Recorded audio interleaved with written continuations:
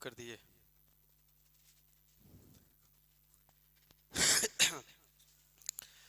Good evening, good evening.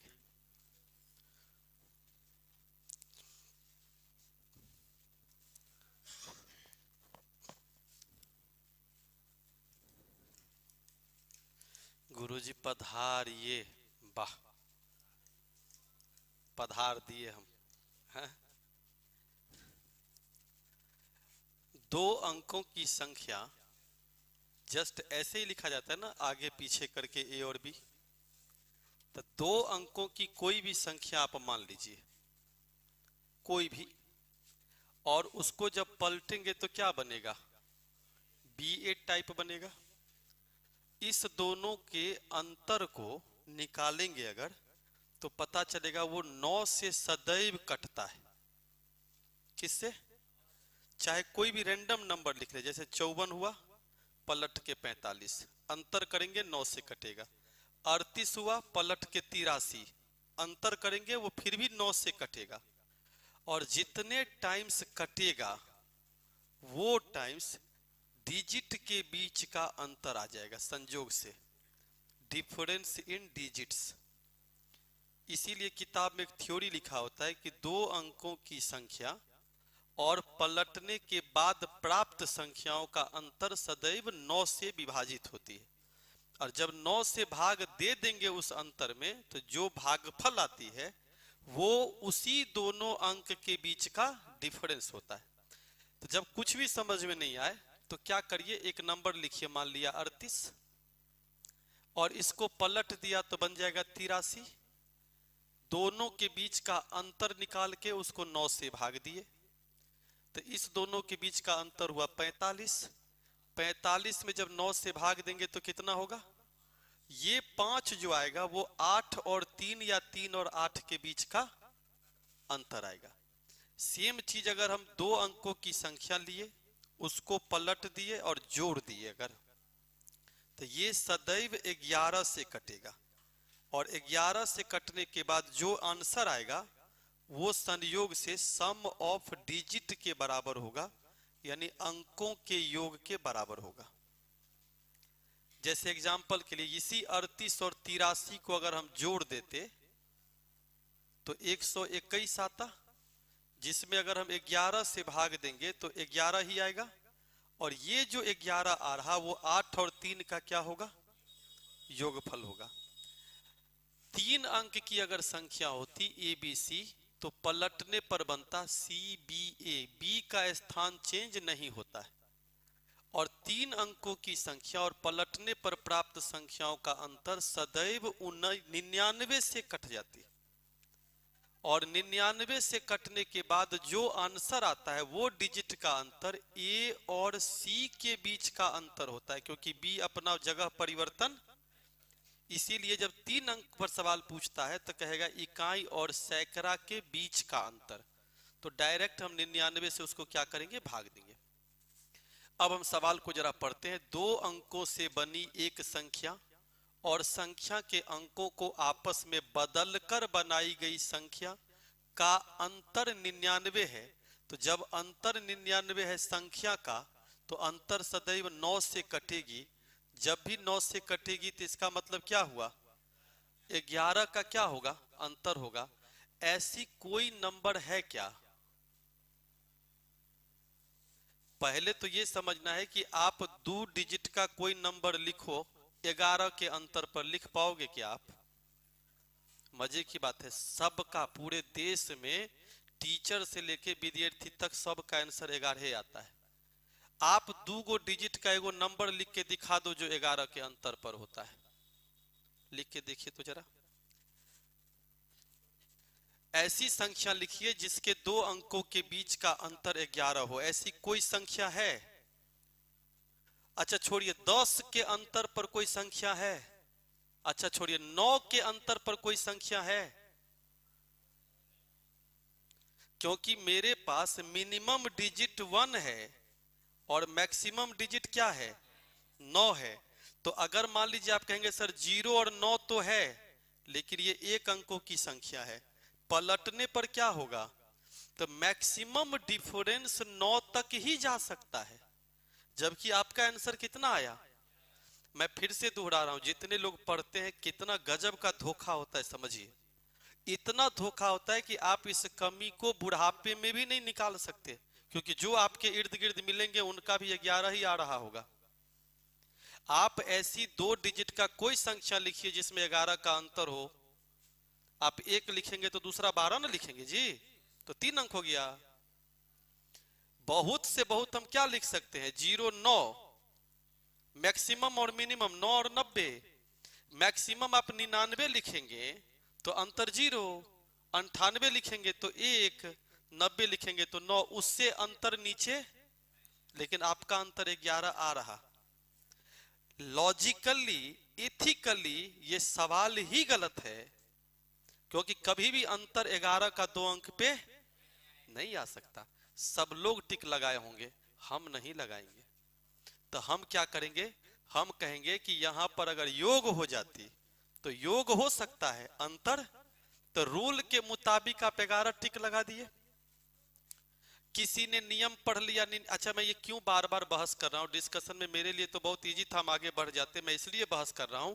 यही type की गणित की गलती है जो गणित के प्रशिक्षक से भी नहीं ठीक से फरिया पा रहा है। ये बड़ी मजे की बात है। तो थ्योरी निकालने के बाद ये बात की जानकारी भी होनी चाहिए कि सही है कि गलत। आज एग्जाम बीपीएससी टीचर्स का हो रहा, कल भी होगा, और उनके पास में 5 ऑप्शन आएंगे। उसमें एक आएगा इनमें से कोई नहीं, एक से अधिक, दोनों, और मजे की बात है एक ऑप्शन 11। 11 आंसर नहीं होगा, आंसर होगा नॉट पॉसिबल, संभव ही नहीं है। इसीलिए रूल सही है, लेकिन 2 अंकों के बीच का अंतर 11 हो ही नहीं सकता, 10 भी नहीं हो सकता। मैक्सिमम 9 तक आप जा सकते हैं, लेकिन 9 तक आप जाएंगे तो उसमें एक गो 0 और 9 पॉसिबल है। जैसे 90 या तो 0 9, तो वो 1 अंक की संख्या हो गई। तो मैक्सिमम अगर देखा जाए 2 डिजिट वैलिड नंबर तो कितने हो सकते हैं, 1 और 8 9, मतलब 8 के डिफरेंस तक मैक्सिमम होगा। क्लियर। तो इस सवाल का आंसर क्या होगा, नॉट पॉसिबल, ऐसा संभव ही नहीं है कि अंकों का अंतर 11 आ जाए। लेकिन किसी को ये पर नजर नहीं जाएगी। तो अब आप कहोगे कि सर जो सवाल दिए हैं मैं नहीं दिया, जो सेट किया होगा वो ऐसे ही सेट करता है। जैसे किसी का क्वेश्चन उठाया, मान लीजिए 88 दिले है तो काट के 99 कर दो, लेकिन उसको ये पते नहीं है कि नुक्ता हटाने से खुदा भी जुदा हो जाते हैं। 88 के जगह पे अगर मान लेते 45 होता तो हंस के आंसर टिक लगा रहे होते, 9 पंचे 45, 5 का अंतर होता है। जैसे 16 61, 27 72, 45 का डिफरेंस होगा। अब यहां तक क्लियर है, कोई कंफ्यूजन नहीं है। तो चलो एक जीवन की रहस्य क्लियर हुई। दूसरा, 3 अंकों की संख्या और पलटने पर प्राप्त संख्या का अंतर सदैव 99 से विभाजित होती है। लेकिन यहां जोड़ का सूत्र नहीं लिखा गया, लेकिन 2 अंक वाले में जोड़ और घटाव। इसका मतलब हुआ कि जोड़ का कोई ऐसा प्रामाणिक नियम नहीं है कि वो 111 से ही कटेगा, नहीं कटता है। इसीलिए केवल अंतर पे सवाल क्रिएट होते हैं, जोड़ का कोई नियम नहीं है। तो फिर यहां पर एक क्वेश्चन क्रिएट हो सकता है कि 3 अंकों की कोई संख्या पलटने पर प्राप्त संख्याओं का अंतर सदैव, तो हम कहेंगे 99 से विभाजित, योगफल सदैव तो नहीं, रैंडम भी नहीं, किससे विभाजित हो जाएगा इसका कोई कॉन्ट्रैक्ट नियम नहीं है। क्लियर। इसीलिए जोड़ पर कोई नियम 3 अंक में नहीं है। ठीक है। 2 अंकों की संख्याओं का अनुपात 3:5 है। पहली संख्या 10% से बढ़ गई, तो कोई भी संख्या अगर 10% से बढ़ जाती है तो अपने पिछले वैल्यू का 110% नई वैल्यू के बराबर हो जाती है, और 5 में 120% हो जाएगा नया वैल्यू। तो एक तरफ है आपके पास में 33, एक तरफ है आपके पास में 60, नहीं है, 0 और परसेंटेज कट गए, तो 11:20 का क्या होगा, रेशियो होगा, कौन सा, नया अनुपात। इस तरह के सवाल में कुल मिलाकर के दो तरीके के सवाल पूछे जाते हैं परीक्षा में। जब यहाँ पर 2 रहेगा तो आप अपने गुरु का इज्जत नहीं करेंगे। जब यहाँ 6 रहेगा तो पूछने भी आप हमसे नहीं आएंगे। यहाँ 12 रहेगा तो और नहीं पूछेंगे। लेकिन 2 और 6 के बीच में अगर हमने 5 रख दिया, अब आप पीछे पीछे पूछते हुए चलेंगे। तो क्या होता है, ऐसे नियम को पढ़ लेना जिससे एक सवाल बनते हैं 3 सवाल छूट जाते हैं। तो उसके पीछे का कारण क्या है? तो कारण एकदम सिंपल है कि अगर root under again root under, तो इसमें अगर मान लीजिए कि रहता है 2 प्लस 2 प्लस 2 प्लस, तो ये 2 तरह के सवाल इसमें क्रिएट होते हैं। पहला सवाल क्या क्रिएट होता है कि इसके अंदर की वैल्यू या तो 1 गुने 2 होगा, या 2 गुने 3 होगा, या 3 गुने 4 होगा।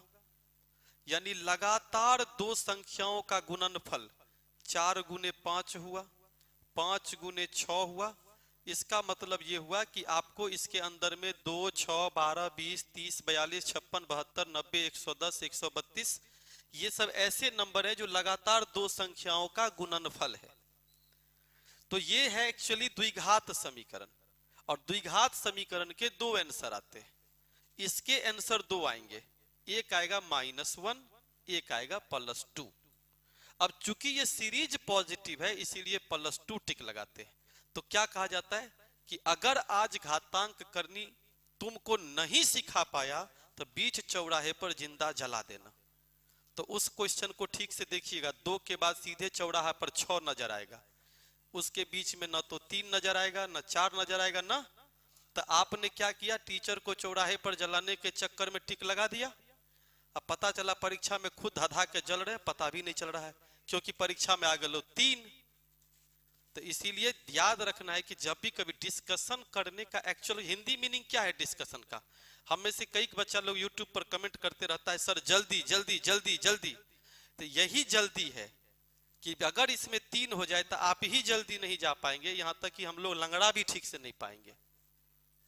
ये सब थोड़ा सा ध्यान देना है क्योंकि सब बहुत काम का चीज होता है, मामला फंसता है बहुत विचित्र तरीके से। तो क्या होता है कि अगर प्लस प्लस प्लस रहा और लगातार 2 संख्याओं का रहा तो प्लस रहे तो बड़ी वाली संख्या, और अगर माइनस माइनस माइनस रहा तो माइनस रहे तो छोटी वाली संख्या। दिमाग को ये मैसेज ट्रांसफर कर दिए। अब 3 को आप लगातार 2 संख्या में तोड़ लीजिए, टूट ही नहीं रहा। तो उस केस में क्या करेंगे? तो सबसे पहला काम एक रफ कर लेंगे और ध्यान से एक सवाल को आज के बाद से बैठा लीजिए, बस एक को। जैसे मान लीजिए कि मुझे नंबर मिला a plus root under a plus root under a plus अनंत काल तक। ठीक, अब ये a क्या है? 1 2 3 4 5 6 कुछ भी ना।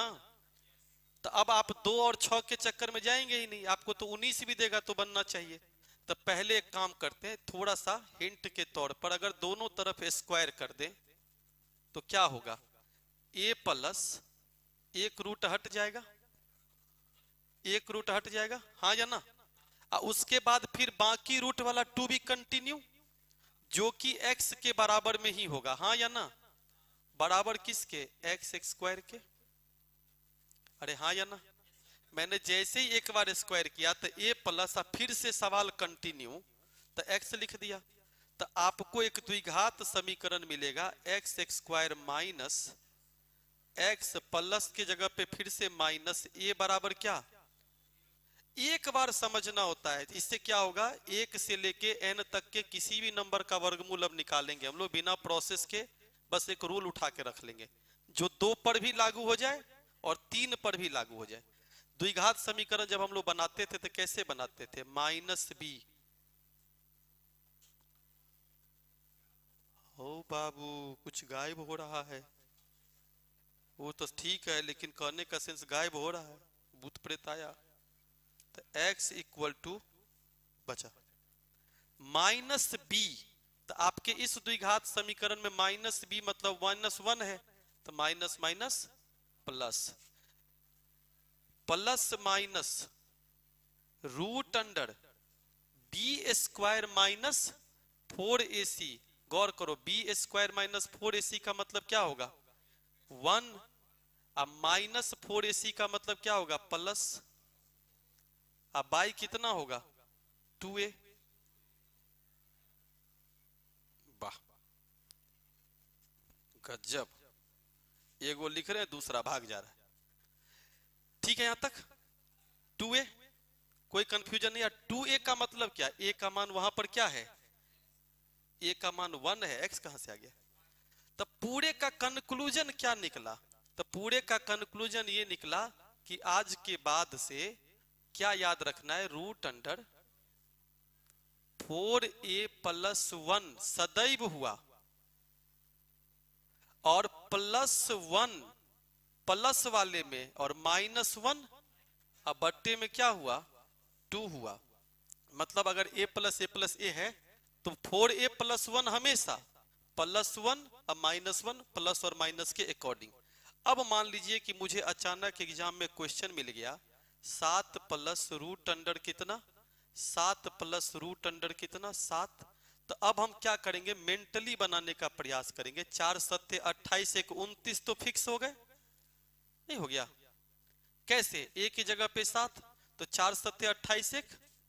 अब प्लस वाला सवाल है तो प्लस 1/2। अगर ये माइनस का सवाल होता तब हम क्या करते, माइनस 1/2। तो अब समझ गया ये बात इंफिनिटी तक। तो रूट 29 अब माइनस 1 बाई क्या होगा, तो कोड वर्ड के लिए ये याद रखिए 4a प्लस 1 का रूट, और a मतलब जिसका रिपीटेशन, प्लस 1 प्लस वाले में माइनस 1। क्यों ऐसा हुआ, क्योंकि द्विघात समीकरण बनेगा तो नेचुरली प्लस 1 और माइनस 1 का कॉन्सेप्ट जाएगा।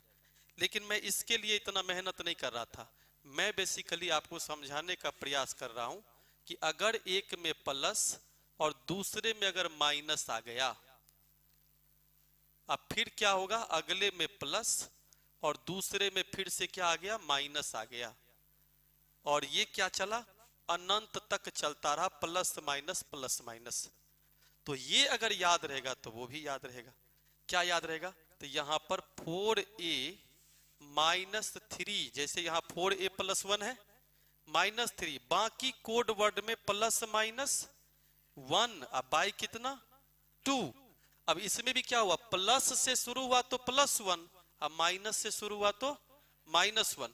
और कई बार ये एग्जाम में पूछ चुका है 4 प्लस रूट अंडर 4 माइनस, बच गया मार देंगे, हाँ जाओ छोड़ दिए, या पकड़े भी नहीं किया, ये न कह सकते हैं। क्लियर यहां तक। तो आप मेंटली सॉल्व करो, 4 चौके 16 और 3 19 होगा जी कि 13, 4 चौके 16 में से 3 गए कितने के बराबर 13, तो यहां हो गया रूट 13। अब प्लस से शुरू हुआ तो प्लस 1/2 कितना, अब माइनस से अगर शुरू होता तो माइनस 1/2। तो अल्टरनेट प्लस माइनस पे ध्यान रखना है। अब क्या हुआ, इसमें तो कई तरह के नंबर हो गए, जिसमें से एक नंबर ऐसा हुआ कि लगातार दो संख्याओं का गुणनफल आ गया। तो अगर हम इस रूल पर चलने का प्रयास करें तो मेरा नियम क्या कहता है, 4a यानी 4 गुने 2 प्लस 1। अब प्लस वाला सवाल है तो प्लस 1/2 क्या करते आप, तो 4 दूनी 8 एक 9 का वर्गमूल 3, 3 एक 4, 4 भागा 2। तो क्या हुआ, अगर मैंने इसमें थोड़ी सी समझदारी दिखाई तो आज के बाद से 11 हो या 12 हो या 13 सब बनेगा। और थोड़ा सा कंजूसी किए तो केवल वही बनेगा जिसके लगातार 2 फैक्टर टूटेंगे, प्लस वाले में प्लस उत्तर, माइनस वाले में माइनस उत्तर। तो इस सवाल का उत्तर क्या हुआ 2 हुआ, बात खत्म हो गई। कर दे रहा हूं ठीक है यहां तक। तो एक हुआ कि भाई ये 2 हिस्से में टूट रहा तो 1 गुने 2, लेकिन इस पर उतना ध्यान देने की जरूरत, जो इसको समझेगा ना उसका सब होगा, लेकिन जो इसको समझेगा उसका मामला फंसेगा। अब माइनस अगर रहता तो क्या हो जाती, यही चीज गुना में भी और लगातार कंटिन्यू मल्टीप्लिकेशन में भी आती है। तो जैसे जैसे डिस्कशन आगे बढ़ते जाएगी हम लोग देखते जाएंगे। सर मेरे साथ धोखा हुआ, चोरी की क्लास नहीं होगी, बोले कि क्लास नहीं होगी। अच्छा हमको लगा चोरी कर रहा है। क्लास तो हो ही रहा है। अच्छा वो 3 से 4 वाली नहीं हो पाई थी ना, रिकॉर्ड वाली 4 से 5। नहीं नहीं क्लास तो सब हो रही है हमारी, हमारी क्लास कोई नहीं बंद है। बिहार एसएससी वाले में भी मैं आके बैठा था, जनरेटर खराब हो गया था संजोग से और तेज बारिश हो रही थी, मैं तो भीग के आया हूँ। मैं तो पैर में मौजा, में हम मौजा नहीं पहने, प्लास्टिक पहने हुए ताकि पैर ना भीगे, सर्दी भी से तो बचना है, मजाक नहीं। नहीं पहने, देखिए देखो अंदर में पॉलिथीन है ना, ताकि क्या हुआ मौजा भींगा हुआ है तो उसके अंदर में प्लास्टिक रहेगा तो पैर नहीं भीगेगा। टेक्निक, इसीलिए कहता हूं जुगाड़ नहीं, अंडरस्टैंडिंग। दोनों पैर में पहना। अब क्या हुआ, मौजा भींगा भी रहेगा तो कोई फर्क नहीं पड़ेगा, इसलिए जब उतर के जा रहे थे तो पानी में लात डाल दिए तो बोलेगा करे है सर पूरा जूता भींग जाएगा। बोले हमको पता है, बट हमको ये भी पता है कि जूता भींगेगा, लेकिन उसको हम क्यों बताएं कि क्या नहीं भींगेगा, तो पैर नहीं भींगेगा। उसको कैसे बताएं प्लास्टिक पहने हुए। इसीलिए कॉन्सेप्ट एकदम क्लियर होना चाहिए। आधा कुछ कहना चाह रहे हैं आप। 12 रहेगा तो 3 चौके 12, प्लस वाला में 4 माइनस वाले में 3, उल्टा बनाएंगे तो 12 चौके 48, 49 का स्क्वायर रूट 7, 1 8/2। कौन सा फायदेमंद है, समझ में आया। तो पहले इस्तेमाल करो फिर विश्वास करो। 7 मीटर को हम कहते हैं 700 सेंटीमीटर। 3 मीटर 85 सेंटीमीटर को कहते हैं 385 सेंटीमीटर। 12 मीटर 95 सेंटीमीटर को कहते हैं 1295 सेंटीमीटर। और ध्यान से पढ़ना है, लौसो मौसो नहीं निकालना होता है। क्वेश्चन जो कहता है वो कह इन तीनों लंबाई को पूरा पूरी ठीक ठीक माप दे। मापने का मतलब काट दे, फैक्टर हो जाए। आप ही बताओ 700 को क्या 15 सेंटीमीटर से नाप सकते हैं? 25 से तो नाप सकते हैं, लेकिन 385 नाप सकते हैं? 42 से तो कन्फर्म दूगो तो नपेबे नहीं करेगा। तो 35 सेंटीमीटर ही एक बचा जो तीनों को नाप देगा। तो मौसम निकालना हो या नपा जाओ तो बेहतर है आप नपा जाओ। आपको ये पता होना चाहिए कि नापना है, तो मौसम निकालना नहीं भी आएगा तो नाप सके हम। ओके,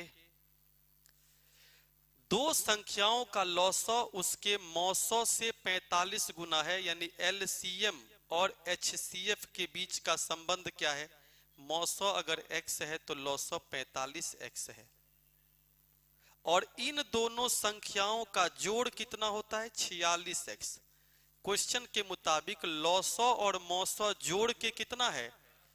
तो आप आराम से x का मान 25 निकाल लिए। जैसे ही x का मान 25 आ गया तो हम आराम से कह सकते हैं कि मौसौ 25 हुए और लौसौ कितना हुआ? 1125। गुना करके नहीं, जब जोड़ के ही 1150 है तो उसमें से एक 25 है तो दूसरा 1125। और लौसौ गुने मौसौ बराबर पहली संख्या गुने, तो पहली संख्या दे दिया तो दूसरी संख्या निकल जाएगी। तो 5 से काटेंगे तो 5 दूनी 10, 2 5 दूनी 10, 225 आंसर होगा। x चूंकि ऑलरेडी यूज कर चुके हैं तो हम यहां पे पहली संख्या गुने दूसरी संख्या लिख देते हैं। क्लियर यहां तक? बहुत सुंदर। हाँ सर चंदन को ठीक से समझाइए। क्या है चंदन? चंदन नहीं आया है, कह रहा है ठीक से समझाइए। तो क्या समझाना है ठीक से? उसको लग रहा है कि तुमको हम जो बता रहे हैं वो समझ में नहीं आ रहा है, यही ना? सोचो तुम्हारा पार्टनर तुम पर कितना कॉन्फिडेंट है और इसको गलत साबित करना तुम्हारा परम कर्तव्य है। हाँ हाँ पता है, रोटी के हिस्सा में भात ले लिया होगा कि भात तो कुकर में सीटी देते रहेगा, रोटी को तो हर बार बेलना पड़ेगा। तो कोई बात नहीं, एक खंभे का 1/6 हिस्सा कीचड़ में है। मान लेते हैं खंभा कितना का है, मान लिया 12 सेंटीमीटर का खंभा है, मान लेता हूं। मानने में कुछ जाता है, 12 मानिए 50 मानिए सब एक ही जैसा होगा। मैंने 12 मान लिया, कोई डाउट? तो 12 मीटर खंभा का 1/6, 2 मीटर खंभा कीचड़ में, कीचड़ मतलब पानी के नीचे का हिस्सा, और शेष का, तो शेष बच गए 10, उस 10 का 1/2, 5, ये कहां है? पानी में, कीचड़ से ऊपर। तो 5 2 7 या तो कीचड़ में है, कीचड़ से ऊपर है, इसका मतलब ये 5 है पानी के ऊपर। क्वेश्चन के मुताबिक 5 मीटर जल के ऊपर है, हमने जो माना उसमें भी 5 मीटर जल के ऊपर हो गया। लक मेरा, अगर मान लेते हैं यहाँ पे लिखा होता 15 मीटर ऊपर है, तो हम कहते 5 बराबर 15 के, तो 36 के। तो आंसर क्या होगा? खंभे की लंबाई कितनी थी? और पढ़ने में धोखा नहीं होनी चाहिए, शेष का मतलब 10 का।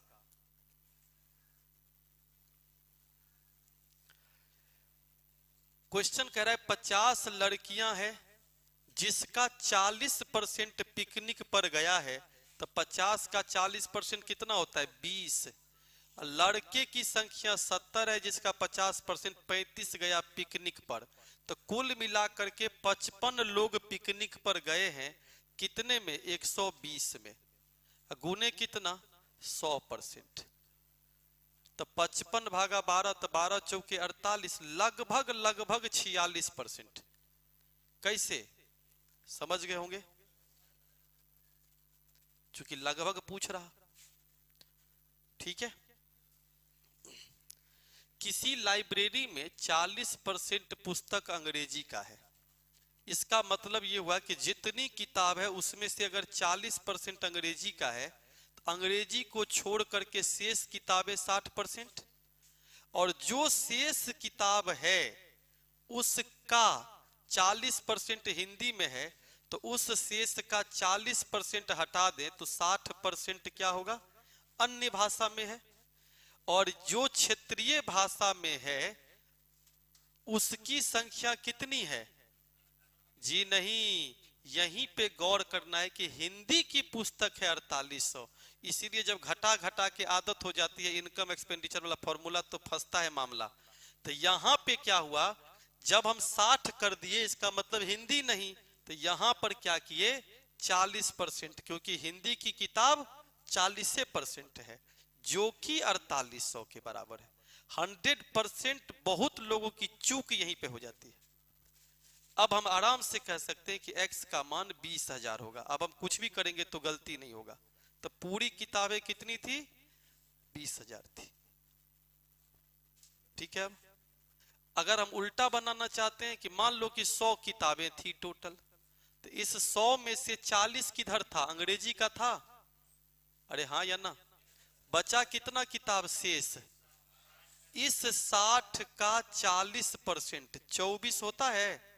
24 किताब हिंदी में है, यही 24 किताब 4800 के, तो आप समझ गए ना, एक की वैल्यू 200, तो पूरी किताब 200, तो इसका मतलब हुआ 200 गुने 100, तो 20,000 तो लिखे ही हैं।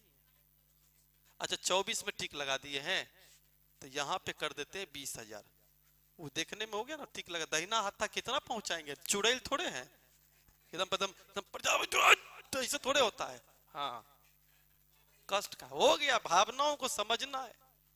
आदमी थेथर होता है, दो बार बेईमानी कर लेगा। पहली बार बेईमानी किया 10%, आपको क्या लगा कहानी कहेंगे? जी नहीं, इतना फुर्सत नहीं है भाई। 10% किया बेचने वक्त बेईमानी, आपके साथ भी हो जाएगा बेईमानी। आपको जो पढ़ा के भेजे, अगर कहीं एग्जाम बदल गए तो आंसर भी बदल जाएंगे। अब आप वहीं से परेशान हो गए। इसमें है 2 आंसर, 1 और 2, दोनों आंसर में अगर मैं पूरे देश में सर्वे करा लूं कि बताइए इसमें से कौन सा आंसर सही है, आप यकीन नहीं करेंगे, जो सबसे बढ़िया समझदार व्यक्ति होगा वो कहेगा 22.2/9%, और जो उन समझदार लोग से पढ़ा है वो कहेगा 21%। तो कुछ तो गड़बड़ हो रहा है ना। और इसमें से दोनों के दोनों आंसर सही हैं। कोई ये नहीं कह सकता कि इसमें से एगो सही है एगो गलत है। मजे की बात है। तो कहां सही है कहां गलत है? बैंक का एग्जाम जब देने जाइएगा तो 22.2/9। LIC का एग्जाम देने जाइएगा 22.2/9। MBA का एग्जाम देने जाइएगा 22.2/9। अब बाबा आदम जमाने से जो आते जा रहा है, जैसे एग्जाम्पल के लिए बिहार SSC, जैसे रेलवे, इन सब एग्जाम में आपको ये 21% दिखेगा। दोनों के तर्क अलग अलग हैं अपने जगह पे, तो ये याद रखना है कि एग्जाम का नाम बदल गया तो आपका आंसर बदलेगा, और इस जगह पर कोई गलत नहीं है। केवल बैंक पढ़ाने वाले शिक्षक 21% नहीं लाते हैं, केवल SSC पढ़ाने वाले शिक्षक सारे 22.2/9% नहीं लाते हैं, लेकिन विद्यार्थी जो है वो तो दोनों फॉर्म भर देता है। अब अपना 22.2/9 वाला खीस 21% पर निकाल दिया, मिलाया सब सही, मेरा गलती हो गया। एक्चुअली चावल में से कंकर चुनना है। फिर कह रहा हूं, डिस्कशन का मतलब होता है इत्मीनान से अपने कमी को दूर करना। हड़बड़ाहट में नहीं कि 5 को सवाल बनाए, मेरा तो सब सही जा रहा है, ये देखो कि कितना सही जा रहा है, जो सही जा रहा था अभी तक में आज गड़बड़ हो रहा है। तो सबसे पहला केस, दोनों के लॉजिक हैं अपने अपने। पहले लॉजिक है कि 22.2/9 क्यों? ये कहता है कि मान लेते हैं कि 100 रुपया के सामान खरीदने गए हम, और हम बेईमानी करेंगे तो हम ज्यादा लेके आएंगे। मैं खरीदने गया और मैं ही बेईमानी करूं तो हम ज्यादा लेके आएंगे कि कम लेके आएंगे? जबरदस्ती ज्यादा लेके आएंगे। तो अगर हम खरीदने गए 100 रुपया का सामान, जबरदस्ती दुकानदार से छीन झपट के वो 2 गो आलू उतार दिया, हम 4 गो चढ़ा दिए, फिर वो 2 गो गिरा दिया, हम 6 गो फिर चढ़ा दिए, करते करते वो थक गया, बाद में 2 आलू एक्स्ट्रा ले ये लिए नहीं, तो 110 रुपया का सामान लेके हम आ गए। अब आप बताइए, हम अगर बेचें, मजाल है किसी को हम 2 गो आलू ज्यादा दे दें, तो बेचने वक्त हम किसी के साथ बेईमानी करेंगे तो उसको सामान कम देंगे। तो देंगे सामान 90 का, और सामान मेरे पास है कितने का? तो मेरा तो 20 रुपया का फायदा हुआ केवल इस बात से कि बेईमानी करते जाओ, हाँ या ना? तो इसीलिए 20/90 22.2/9% होगा। समझ गए? इसकी अपनी लॉजिक है, इसमें कोई अपने जगह पे गलत नहीं है। हमसे पूछिएगा कि सही मायने में सही कौन है, एक्चुअली यही सही है, लेकिन चले आ रहा ट्रेंड में तब उसका क्या कहेंगे? तो इसीलिए आपको किताब, जब ट्रिकी किताब सब पढ़ने लगते हो तो आप परेशानी में पढ़ते हो। वो कहता है हॉट ट्रिक्स लाइक मल्लिका शेरावत। पहला पॉइंट क्या हुआ? लाल रंग से डिजाइन बनाया, बोला अगर एक दुकानदार X% के बेईमानी खरीदने वक्त, X% के बेईमानी बेचने वक्त, अतः कुल लाभ X + Y + XY/100। लॉजिकली ये गलत है, शब्द पर ध्यान देना है। लेकिन अब क्या करेंगे? तो खरीदने वक्त 10% की बेईमानी, बेचने वक्त 10% की बेईमानी, तो 10 × 10/100। तो आप कहोगे कि सर तब आपको कैसे ही पता है? तो हम यहाँ ना दरोगा बिहार SSC पढ़ाते हैं, लेकिन आज तक हमने बैंक SSC नहीं छोड़ा, अपना ध्रुव कभी नहीं छोड़ सकते हम, इसीलिए हमको दोनों तरफ से क्लियर है। तो आपको एग्जाम देने जाना है तो ध्यान रखना है कि अगर किसी ऑप्शन में 21% आया तो आपकी मजबूरी है, चाहे वो रेलवे का एग्जाम हो चाहे वो MBA का। अगर ऑप्शन में 22.2/9% आया तो फिर बोल रहा हूं, चाहे वो रेलवे का हो बिहार SSC का, टिक लगाना पड़ेगा 22.2/9। और अगर दोनों आ गया तब कौन सा टिक लगाएंगे? याद रखना हमेशा 22.2/9, क्योंकि समय बदल रहे हैं, इसलिए क्वेश्चन देने वाले भी अब अवेयर होते हैं। बात समझ गए? लेकिन आपको 21% टिक लगाया गया होगा। क्यों लगाया गया? क्योंकि उठाया कहीं से, ये आंसर वो दिया वही आंसर सही है। अब जब ये उठाया तो SSC भी उठाता है। वो क्या किया? उठाया 1977 का किताब, उसमें था 21%, सुधार हुई नहीं, अब ये चले जा रहा है, हो गया, फंस जाता है मामला। अब अगर बिहार SSC वाला बच्चा होता तब इसका 2 गो आंसर होता कि 1 गो ज्यादा रहता है ना। तो आप क्वेश्चन 10 बार न देखे हैं, उसी में ज्यादा कम सोच रहे हैं। जो 1.5-2 लाख बार देखा है उसको आप कह रहे हैं।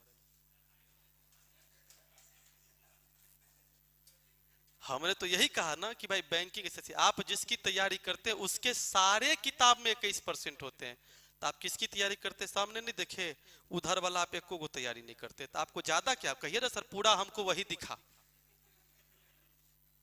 पॉइंट गौर कीजिए, मैं जो मार्किंग बात कर रहा हूं उस पे गौर करनी है, उसको समझनी है, ठीक है। अच्छा, रोज ऐसा डिस्कशन नहीं होगा, आज मूड मेरा अच्छा है, क्यों? क्योंकि हम बारिश में भीग के आए थे, नहीं भोज खाने जाना है अभी।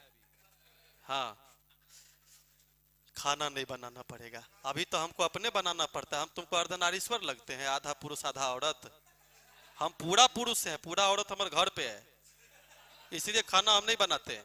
यहाँ देखना है, एक दुकानदार 114 रुपये प्रति किलो की दर से बादाम बेचता है तो 5% की हानि उठाता है। सवाल जैसा है वैसे सीधा सीधी बनाइए। सबसे पहला आप बताइए, 114 रुपये प्रति किलो बेचेंगे तो 5% का घाटा का मतलब क्या होता है? 95%। तो आपको 126 में बेचने पर क्या होगा? तो 126 में बेचने पर होगा 95/114। हमने सवाल को उल्टा बना दिया, हम क्रय मूल्य नहीं निकाल रहे हैं, तो आ जाएगा 105%। तो जब 95% आया था तो 5% घाटा बोले थे, तो जब 105% आया इसका मतलब 5% का क्या हुआ? लाभ होगा। हमने क्या किया, जैसे सवाल था वैसे ही ममोड़ के जवाब दिए हैं। क्लियर यहां तक? नहीं तो क्रय मूल्य निकालेंगे तो 120 निकलेगा, अगेन 5% के लाभ पर 126 में बिक जाएगी। एक आदमी की उम्र अपने लड़के के उम्र से 24 वर्ष अधिक है, 2 वर्षों में उस लड़के की उम्र से दुगुनी हो जाएगी। पॉइंट पे गौर करना है, 2 वर्ष के बाद स्थिति ऐसा होगा कि लड़का अगर x वर्ष का है तो वो लड़का के जो बाबूजी होंगे वो 2x के होंगे। मजे की बात क्या है, एज का अंतर कभी भी नहीं बदलता है। अगर बाबूजी मेरे आज हमसे 15 साल बड़े हैं तो वो पूरी जिंदगी 15 साल, तो फिर एज पहले हो या बाद, जब ये कह रहे हैं कि 24 साल अधिक है वर्तमान में, तो 2 साल के बाद भी 24 साल अधिक होंगे। तो x बराबर डायरेक्ट क्या है? तो अगर लड़का 24 साल का है तो पापा 48 के हैं, लेकिन कब? 2 साल के बाद। जहां पर समस्या था वहीं इलाज किए। अब आ गए अपने जगह पे, जो 2 साल के बाद 24 के होंगे वो आज कितने के हैं? जो 48 के 2 साल के बाद होंगे आज कितने के हैं? यहां भी 24 साल अधिक है और यहां भी, इसलिए उम्र का अंतर कभी भी नहीं बदलता। लड़के की वर्तमान उम्र कितने साल होंगे? 22 साल होंगे। लेकिन अगर जोड़ होता तो? जोड़ नहीं, जोड़ हमेशा बदलता रहेगा। कोई डाउट? ए बी सी ने व्यापार शुरू किया और 6 महीने के बाद ए हट गया, तो आप ही बताओ, एक ने 8,000 लगाया, एक ने 4,000 लगाया और एक ने 8,000 लगाया। 3 0 3 0 3 0 कट गया। क्यों काट रहे हैं? क्योंकि आगे कंट्रोवर्सी नहीं है। अगर थोड़ा भी जोड़ घटाव करता तो हम 8,000 लेके चलते। और ये आदमी 6 महीने तक ही व्यापार में रहा, बाकी लोग सब रहे ना। कब तक रहे? जब तक व्यापार को संचालित करता रहा। कितने महीने? इसका मतलब बी भी 8 महीने रहेगा और सी भी 8 महीने रहेगा। और capital into time is equal to profit ratio. तो 8 8 8 कट गए, 2 से काटेंगे तो 3 2 और 4 का रेशियो होगा। यही लाभ का अनुपात होगा जिसमें बी का हिस्सा पूछ रहा। बी का हिस्सा 2 9 में।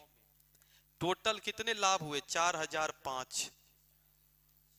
तो क्या हो जाएगा? 9 चौके 36, 4 9 चौके 36, 9 पंचे 45, 890 रुपये का क्या होगा? लाभ होगा। डी नंबर इसका आंसर सही होगा। बहुत सुंदर, सब लोग ठीक से एकदम सही जा रहे हैं। अरे आप लोग को मैथ्स आता है, बस गलती सुधार देते हैं, बस सब काम खत्म हो जाएगी।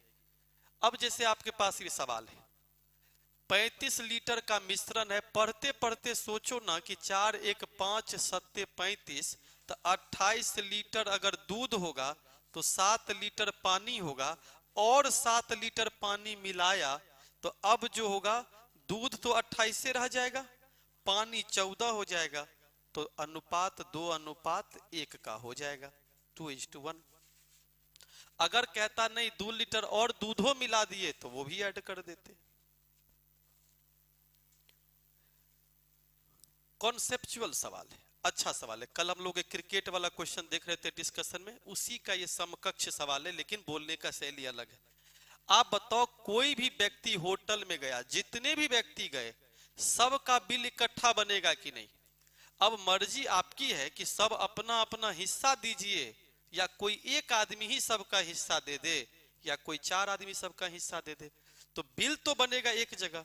तो मान लेते हैं कि 9 आदमी होटल में गया और प्रत्येक के हिस्से में x रुपया पड़ेगा, तो पूरा होटल मालिक का बिल कितना होगा?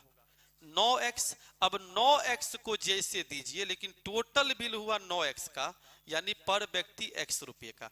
जैसे मान लीजिए हम 5 दोस्त होटल में गए, 180 का बिल बना, तो भले ही 180 कोई एक ही आदमी दे दे, लेकिन 180 भागा 5 हर एक आदमी पर 36 रुपया पड़ा कि नहीं पड़ा? अब वो 36 रुपया किसी और के द्वारा दिया जाए, वो अलग इशू है। तो 9 आदमी गया होटल में, टोटल बिल बनेंगे 9x के, प्रति व्यक्ति x रुपया का औसत बना। लेकिन जब खाना खाने लगा तो 8 लड़का ऐसा था जिसने 3-3 रुपया दिया, खर्चा किया। इसका मतलब 24 रुपया का कलेक्शन 8 लोगों से हुआ। और लोग कितने हैं? तो जो एक आदमी और है, अब वो बाकी पैसा देगा, तो बाकी जो बचा हुआ पैसा है वो देगा। तो बाकी पैसा क्या हुआ? औसत खर्च से 2 रुपया। औसत खर्च किसका? कुल व्यक्ति का औसत कितना है? तो इस एक आदमी का जो खर्चा हुआ x प्लस कितने, तो अलग अलग पैसा दीजिए, सब मिला के टोटल बिल के बराबर होगा। इसके बाद सॉल्यूशन नहीं करना है, थोड़ा सा समझना है। x इधर है, इधर आपका 9x है, तो 8x की वैल्यू 26 हो रहा। कैसे 26 हो रहा? 8x 26। x का मान कितना हो जाएगा? 13/4 होगा। x का मान कितना होगा? 13/4। हमसे क्या पूछा? कुल खर्चा। तो या 9x होगा तो 117/4। 117/4 क्या होगा? अब समझ गए ना? तो टोटल एक्सपेंडिचर हो जाएगा 9 गुने 13/4। अच्छा, बड़ी मजे की बात है, यहां पर हमने 1 लिखा है। क्यों लिखा है? क्योंकि अगर कहीं 7 को लड़का होता तो यहां दोगुना करना पड़ता, एरर ना हो इसके चलते। ऐसा नहीं है कि एक के लिखने से मान में परिवर्तन हुआ, लेकिन कॉन्सेप्ट में परिवर्तन हुए कि 24 लोग अगर जाते या 15 लोग देते तो बाकी 9 से आपको गुना करना पड़ता। ठीक है यहां तक? तो 29 रुपया 25 पैसा।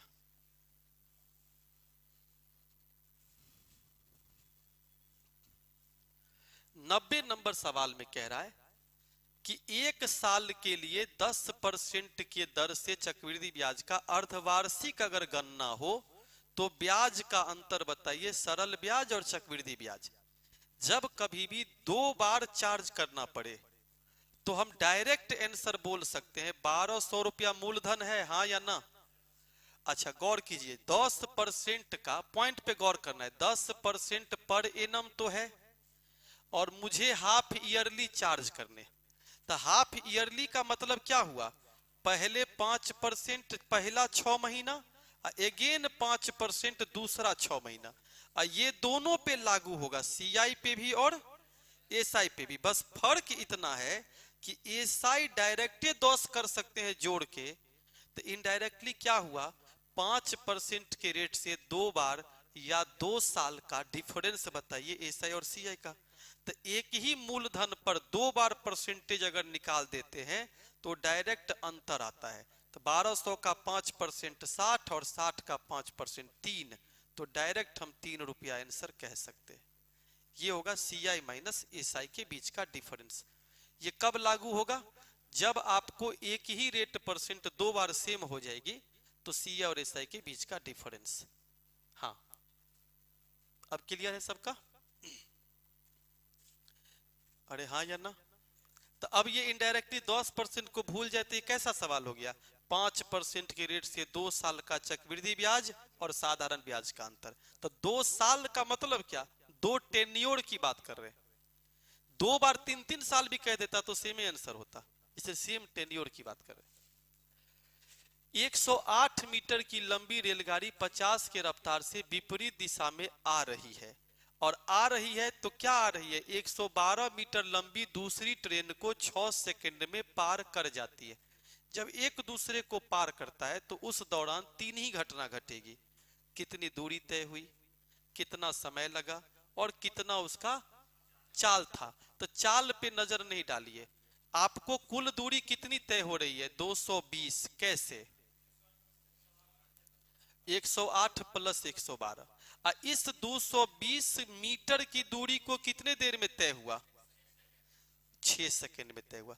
अब ये स्पीड हो गया मीटर पर सेकंड, हाँ या ना। मीटर पर सेकंड को किलोमीटर पर आवर में बदलने के लिए किससे गुना करते हैं, तो ये हो गया अब 132 किलोमीटर प्रति घंटा। तो जिन दोनों ट्रेन के बारे में बात कर रहे हैं, अगर विपरीत दिशा में है तो ये दोनों का टोटल है, और समान दिशा में है तो दोनों का अंतर है। क्वेश्चन के मुताबिक विपरीत दिशा में है तो ये टोटल है, जिसमें से एक का स्पीड अगर 50 है तो दूसरे का स्पीड पक्का है कि 82 किलोमीटर क्या होगा प्रति घंटे होंगे। तो आंसर क्या होगा 82 किलोमीटर प्रति घंटा। अब क्लियर यहां तक। जैसे ये हमारा क्या हुआ, उस दौरान तय की गई दूरी सीधे हमेशा जुटता ही है, और 6 सेकंड में तो मीटर बट्टा सेकंड, मीटर पर सेकंड स्पीड हो गए, दोनों ट्रेन का स्पीड हो गया ना, चाहे वो कोई भी दिशा हो, और उसको मीटर पर सेकंड को किलोमीटर पर आवर में बदल दिए तो दोनों ट्रेन विपरीत दिशा में क्रॉस करेगी 132 के रफ्तार से, और अपोजिट डायरेक्शन में दोनों का स्पीड प्लस होती है क्योंकि जल्दी क्रॉस कर जाता है। जिसमें से एक की स्पीड अगर 50 दिया हुआ है तो दूसरे का स्पीड कितना होगा 82 होगा, और समान दिशा में अंतर होती। क्वेश्चन करा एक आदमी पहला 40 किलोमीटर 240 किलोमीटर कितने के रफ्तार से, तो आप समझिए कि पहली यात्रा कितने घंटे में 6 घंटे में, अगला 240 60 के रफ्तार से दूसरी यात्रा, तो आपने कुल मिला के 10 घंटे यात्रा करी और 10 घंटे में 480 किलोमीटर की यात्रा करी, तो ओवरऑल आपका स्पीड क्या रहा, तो 48 किलोमीटर प्रति घंटे एवरेज स्पीड हुआ। नहीं हो गया, यहां पर तो कोई है ये नहीं, ये तो गड़बड़ है, जीरो नहीं होगा, ठीक है 480 नहीं होगा। क्लियर यहां तक सब लोगों का।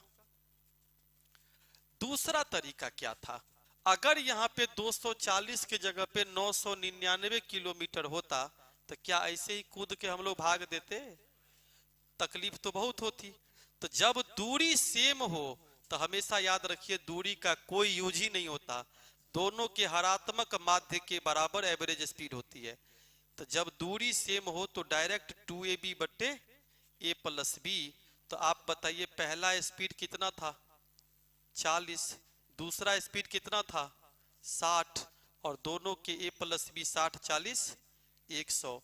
इसमें दूरी कुछ भी लिखता 999.99 भी देता तो कोई फर्क, इसीलिए परीक्षा में दूरी देता जरूर है, क्योंकि जिसको भागा देने का आदत है वो अपना भागा ही देते रह जाता, और जिसको कॉन्सेप्चुअली पता है वो डिस्टेंस का यूज ही नहीं करता।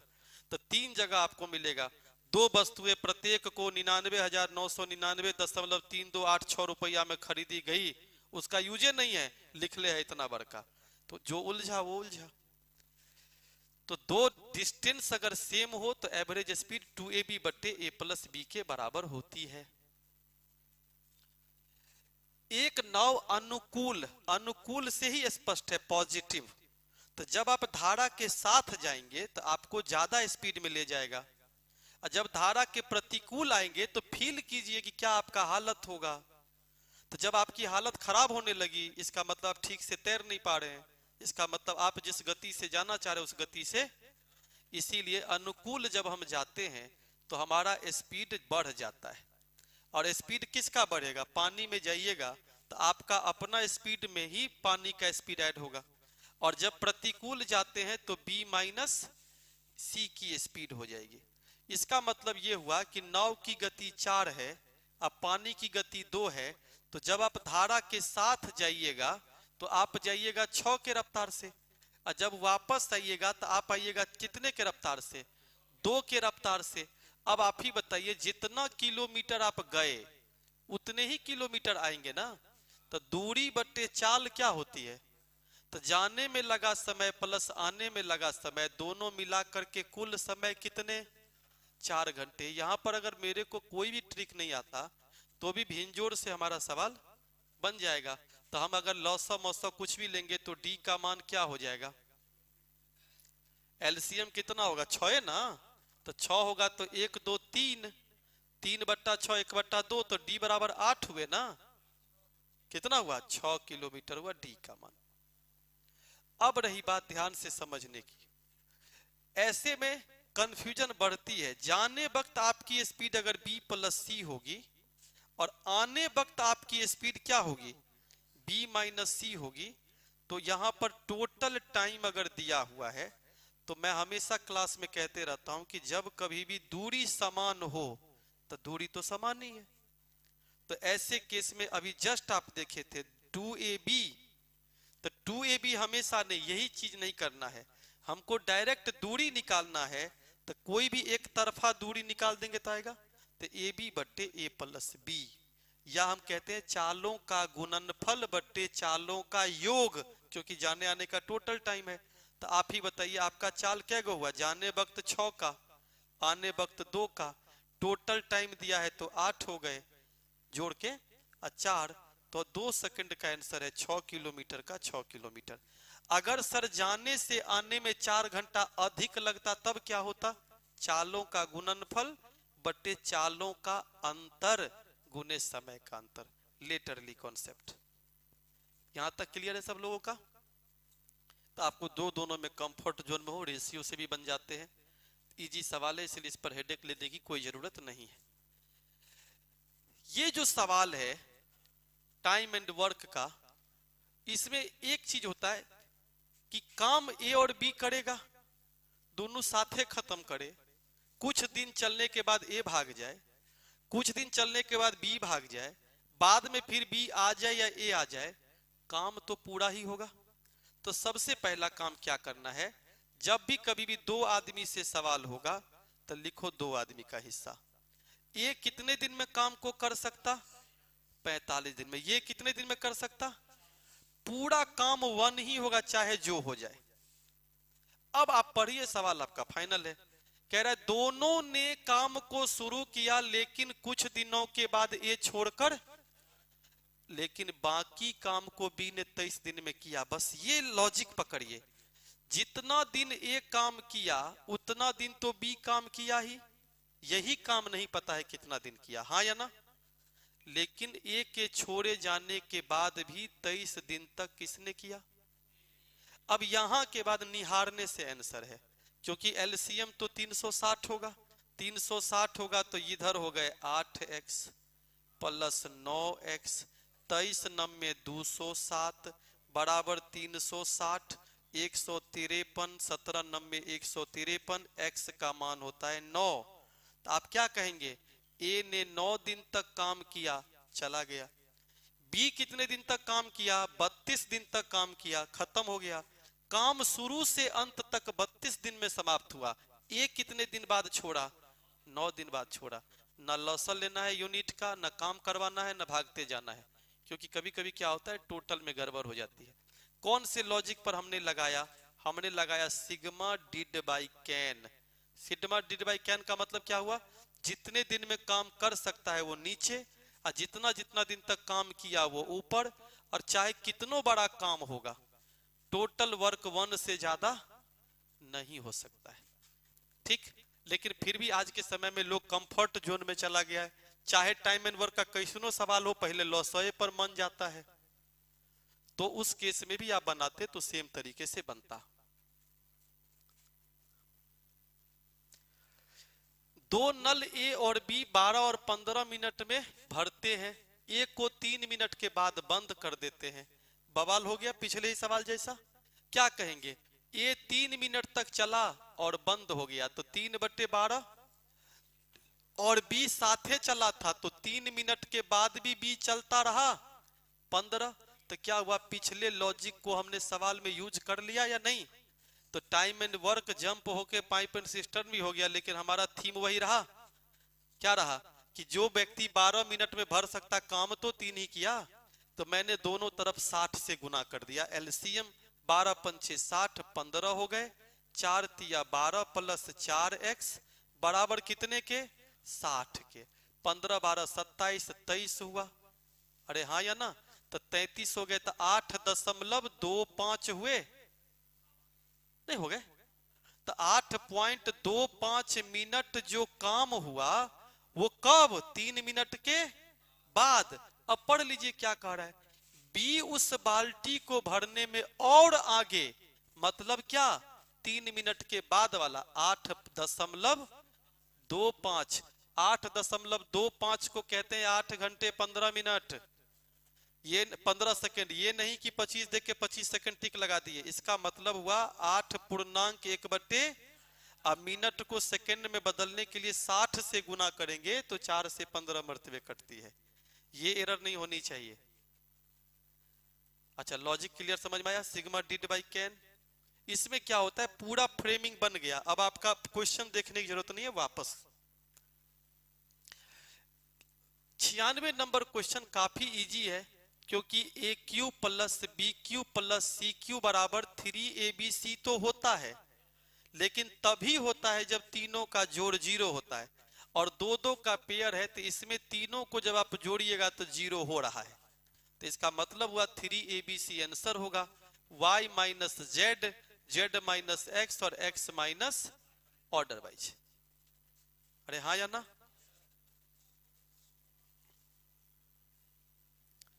ए और बी मिलके किसी काम को 20 दिन में कर सकता है, बी और सी मिलकर के उस काम को 10 दिन में, और ए और सी मिलकर के उस काम को 12 दिन में। नहीं, तो इस केस में क्या करेंगे? सिंपल सा बात है, अगर मान लीजिए पेयर में है, आपको जिसमें कंफर्ट हो, यहां 20 10 12 देख के लगता है कि कोई एक्सपेरिमेंट नहीं करेंगे तो भी आंसर दे देगा। तो अगर मान लीजिए 60 यूनिट वर्क है, तो उतना नहीं लिखना है। ए बी दोनों मिल के क्या? 3, BC दोनों मिलके क्या? 6, AC दोनों मिलके क्या? 5। अच्छा, तीनों को अगर जोड़ दें तो 2 बार A हो जाएगा, 2 बार B हो जाएगा, और 2 बार, तो 6 5 11 और 3, तो एक बार ABC का कितना हुआ? अब आप ही बताओ किसका आपको निकालना है? एक साथ है ना, तो एक साथ का काम कितना है? 7 है। टोटल काम कितना है? तो 60/7 क्या है? आंसर हो जाएगा टोटल वर्क। किसी एक का पूछ देता तब क्या करते?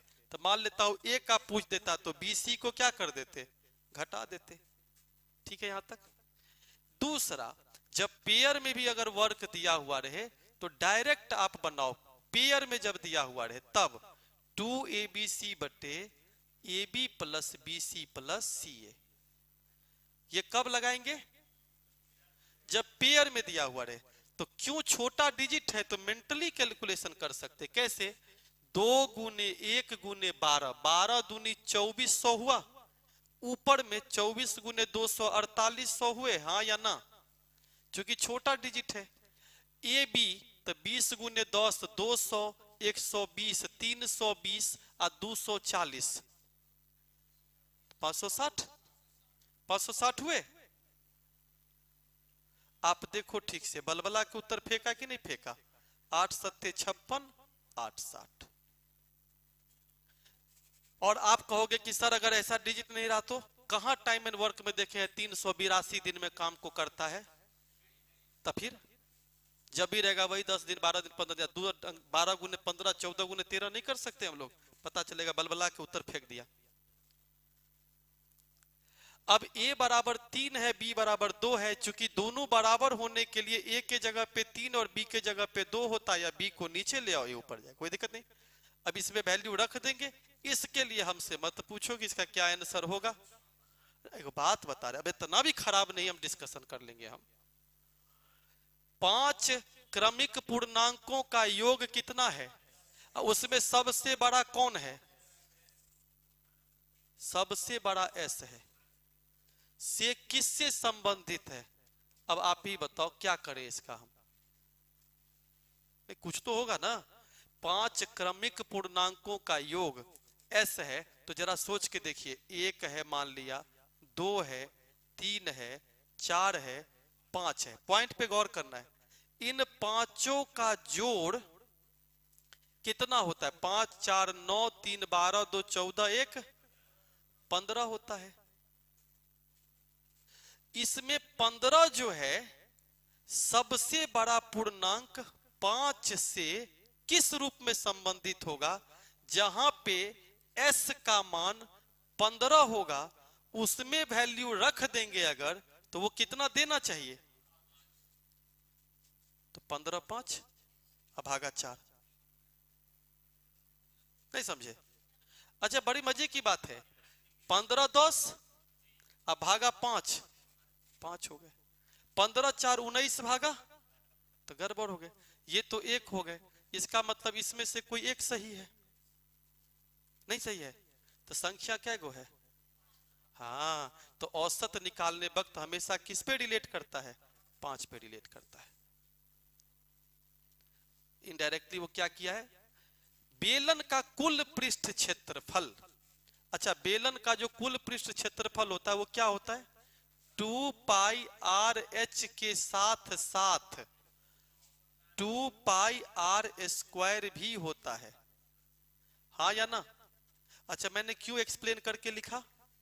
क्योंकि इसमें ये जो है ना, ये है कर्व सरफेस एरिया, वक्र सतह का क्षेत्रफल, ये है 2 गो आधार यानी पेंदी और ढक्कन, तो 2 गुने आधार का क्षेत्रफल, तब जाकर के दोनों का क्षेत्रफल जोड़ करके क्या निकलता है? संपूर्ण पृष्ठीय क्षेत्रफल, टोटल सरफेस एरिया।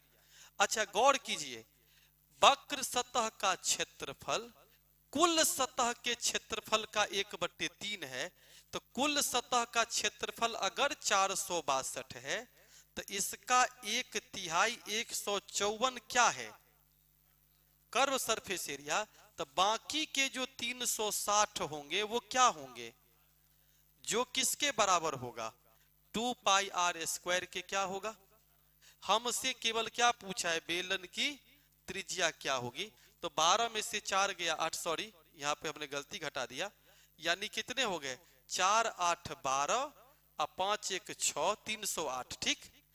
2 गुने आधार का क्षेत्रफल, तो 2 गुने पाई आर स्क्वायर, पाई का मतलब 22/7, आर स्क्वायर की वैल्यू किसके बराबर? 308 के बराबर।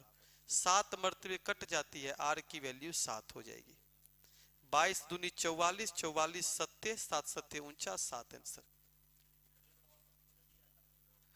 नहीं नहीं, टर्म को रिलेट करने के लिए हम कह रहे हैं, यहां पर क्या है? टोटल जोड़ है 15, 15 में जब हम 3 से भाग देंगे तो भी 5 हो सकता, लेकिन बड़ी संख्या को रिलेट करना है तो s का मान उसमें रखे, s का मान इसमें रखे, तो कुल संख्याओं की संख्या कितनी है? तो इसीलिए बट्टे में 5, अगर ये 6 होता तो आप बट्टे में 6 करोगे, कटता हुआ नजर आएगा, क्योंकि 5 के मल्टीपल में भी तो होनी चाहिए, 6 के मल्टीपल में। हो गया, खत्म हो गया लगता है, बाय बाय।